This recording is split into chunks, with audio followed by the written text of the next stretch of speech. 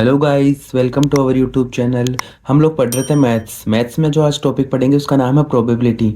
तो आज की वीडियो में अपन देखते हैं कि अपन प्रोबेबिलिटी होती क्या है, कैसे अपन प्रोबेबिलिटी फाइंड करते हैं। ठीक है, तो सबसे पहले देखते हैं what is probability. So probability means how likely an event is to happen, कि कोई इवेंट है उसके कितने चांस है कि वो जो इवेंट होगा, तो वो चीज़ होगी उसकी प्रोबेबिलिटी मीन्स उसके कितने चांस है। So it always lies between 0 and 1। ठीक है, 0 मीन्स कि इम्पॉसिबल इवेंट, जो इवेंट नहीं होगा, और वंस मीन्स कि जो इवेंट पॉसिबल होगा। ठीक है, जैसे एग्जांपल की टॉसिंग अ कॉइन, कि अपन कोई कॉइन टॉस कर रहे हैं तो उसके पास अपने कौन कौन से इवेंट होने के चांस है। एक तो होगा हेड, कि अपने हेड आएगा या फिर आएगा टेल, उसके अलावा तो कोई चीज़ आएगी नहीं। तो दो इवेंट में से अगर हेड आ रहा है तो 1/2 हो जाएगा, एंड टेल आ रहा है तो 1/2। तो वही चीज़ होगी प्रोबेबिलिटी, कि किसी चीज़ के ऑकरेंस के कितने चांस है। ठीक है, कि कोई इवेंट के होने के, तो वो होगी उसकी प्रोबेबिलिटी। ठीक है, जैसे टॉसिंग है डाई। ठीक है, अपन कोई डाई है उसको रोल कर रहे हैं, टॉस कर रहे हैं, तो डाई में कितने अपने पास इवेंट्स होते हैं, टोटल 6 इवेंट्स होते हैं, 1 2 3 4 5 6। ठीक है, सो चांस ऑफ गेटिंग 6 के आने के कितने चांस है, 6 में से 1। ठीक है, तो ये होता है प्रोबेबिलिटी। ठीक है, अब अपन देखते हैं इसकी अलग अलग डेफिनेशन। जैसे अपने पास मॉडर्न डेफिनेशन क्या है, क्लासिकल डेफिनेशन क्या है, रिलेटिव फ्रीक्वेंसी वाली डेफिनेशन क्या है। ठीक है, सो सबसे पहले अपन देखते हैं क्लासिकल या theoretical definition of probability. So if all outcomes are equally likely, कि जितने भी अपने पास आउटकम्स है ना उनका इक्वली चांस होने के, देन प्रोबेबिलिटी क्या होगी, number of favourable outcomes upon total number of outcomes. ठीक है, कि अपने पास जितने भी इवेंट्स हैं सबकी इक्वली चांस है। ऐसा नहीं कि एक इवेंट 2 बार होगा, ऐसा ना हो, कि जितने भी इवेंट्स है वो इक्वली हो।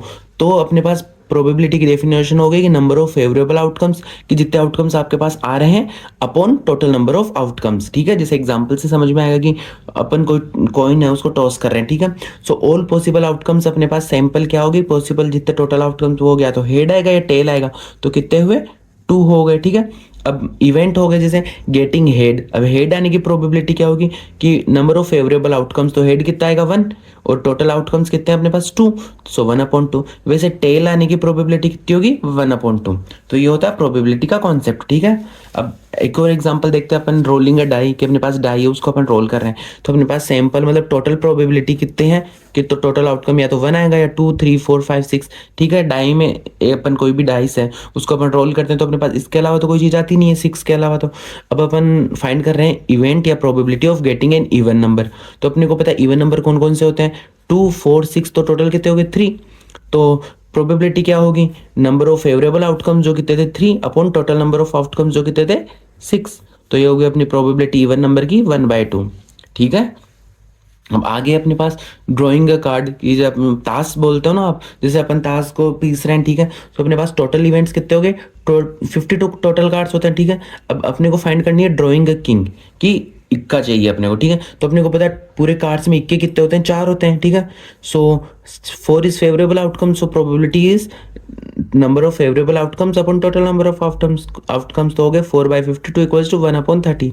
तो ये हो गई अपनी प्रोबेबिलिटी। ठीक है, तो ये होगी क्लासिकल या नॉर्मल डेफिनेशन अबाउट प्रोबेबिलिटी होता क्या है। अब अपन देखते हैं रिलेटिव फ्रीक्वेंसी डेफिनेशन। कौन सी, रिलेटिव फ्रीक्वेंसी वाली definition. So when outcomes are not known theoretically we use experiments. Mean जब अपने को तो पता है कि जैसे कार्ड्स कितने हैं 52 है, अब अपने को एक साथ बहुत सारी कार्ड चाहिए। ठीक है, जैसे 2 साथ चाहिए, जैसे अपने पास एक कॉइन था तो अपने को पता है कितने क्या आया, हेड आएगा टेल आएगा।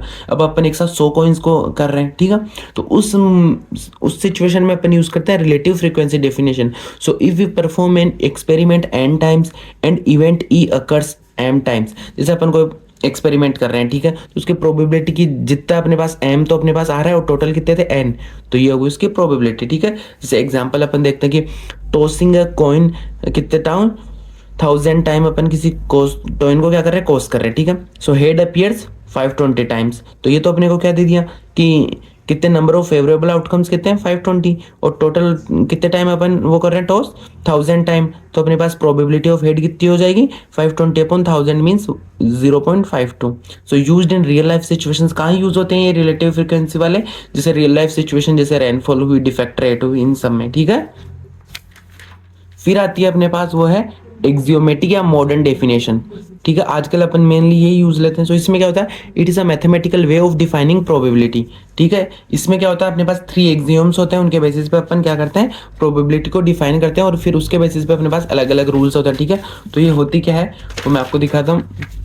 जैसे the axiomatic definition of probability was introduced by Andrey Kolmogorov and is based on the 3 fundamental axioms. कौन कौन से एक्सियोम? फर्स्ट क्या बोलता है, ठीक है आपको, ये बोलता है non negativity, probability can never be negative, कि कोई भी प्रोबेबिलिटी अपने पास आएगी वो जीरो नहीं होनी चाहिए, मींस कोई वैल्यू तो होगी ही। तो फर्स्ट ये चीज होती है। सेकंड एक्सियोम क्या बोलता है? Means normalisation, the probability of the entire sample space is 1, कि जो पूरा सैंपल स्पेस होता है उसकी प्रोबेबिलिटी कितनी होती है? 1, ठीक है।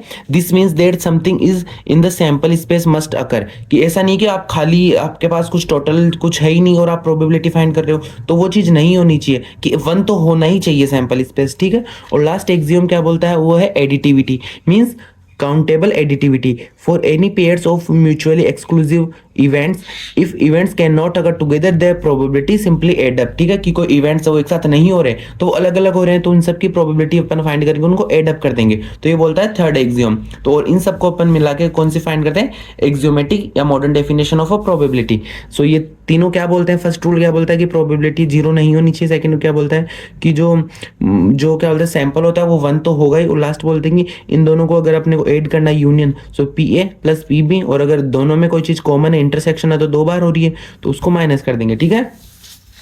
अब अपन देखते हैं एग्जाम्पल इस मॉडर्न डेफिनेशन का, इससे आपको इजीली सारे एक्सियोम्स क्लियर हो जाएंगे। जैसे if rolling a die find the probability of getting a even number, कि अपन को डाई को रोल कर रहे हैं और अपने को फाइंड करना है इवन नंबर आ रहा है नहीं आ रहा है, ठीक है। सो सॉल्यूशन करते हैं। सबसे first consider a sample space, अपने को क्या दे रहेगा? 1 2 3 4 5 6, ठीक है, ये हमने कंसीडर कर लिया। अब अपने को क्या फाइंड करना है? इवेंट, जो अपने को क्या चाहिए? Even numbers. तो कौन कौन से? 2 4 6, ठीक है। अब suppose probability of 1 equals to probability of 2, सबकी कितनी है? 1/6 ही होगी। 1 2 3 5 4 5 6 सबकी। अब फॉर इवन नंबर्स के लिए कितनी होगी? 2 की और क्या बोलते हैं 4 की और 6 की अपन ऐड कर देंगे तो कितनी आ जाएगी? 3/6 मींस 1/2 आ गई प्रोबेबिलिटी सबकी। अब अपन एक्सियोम्स, फर्स्ट क्या बोलता है कि नेगेटिव नहीं होना चाहिए। सो फर्स्ट एक्सियोम बोल रहा है non negative, so all probabilities are positive, जितने भी प्रोबेबिलिटीज हमने फाइंड की थी सब पॉजिटिव थी। और जो फाइनल प्रोबेबिलिटी वो थी 3/6 इक्वल्स टू 1/2, तो वो भी क्या है? 0 से बड़ी है तो नेगेटिव नहीं है। तो फर्स्ट फॉलो हो रहा है, ठीक है, तो इसको कर दें टिक। फिर सेकंड वन क्या होता है? नॉर्मलाइजेशन, कि जो सैंपल स्पेस होता है ना वो 1 तो होना ही चाहिए। जैसे अपने को पास क्या बोला, सबकी प्रोबेबिलिटी कितनी थी? 1/6 थी और टोटल कितने थे? 6 थे। हम इनको मल्टीप्लाई करेंगे तो अपने पास 1 आ जाएगा, तो मतलब एक तो है ही।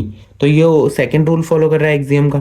लास्ट रूल क्या बोलता है? Additivity, means mutually exclusive. जैसे अपने को ए तो दे रखा ही है 2 4 6, तो बच क्या गए? 1 3 और 5, तो बी मान लेते हैं 1 3 और 5। अब इनका अगर वो करेंगे अपन इंटरसेक्शन करेंगे तो दोनों में कुछ भी कॉमन नहीं है, सो 0 हो गया। तो इनका अगर ऐड करेंगे ए और बी को तो probability of A plus probability of B, क्योंकि इंटरसेक्शन मतलब कॉमन तो कुछ है भी नहीं, तो अपने पास आंसर आ जाएगा 1। तो ये रूल भी फॉलो होता है, ठीक है। तो ये होता है एक्सियोमेटिक या modern definition of a probability, ठीक है। और probability of drawing a red card एक एग्जांपल और है इसके बेसिस पे। जैसे टोटल कार्ड्स कितने थे अपने पास? 52, रेड कार्ड कितने थे? 26। सो प्रोबेबिलिटी ऑफ रेड कितनी होगी? 26/52 इक्वल्स टू 1/2। तो इसी के साथ अपने एक्सियोमेटिक डेफिनेशन, रिलेटिव फ्रीक्वेंसी वाली definition and classical definition of a probability and basic idea about probability complete होता है। अब नेक्स्ट वीडियो में अपन देखते हैं addition rule and multiplication rule. अगर आपको ये टॉपिक है, किसी भी कोई टॉपिक में डाउट हो तो आप कमेंट करके पूछ सकते हो। Thank you.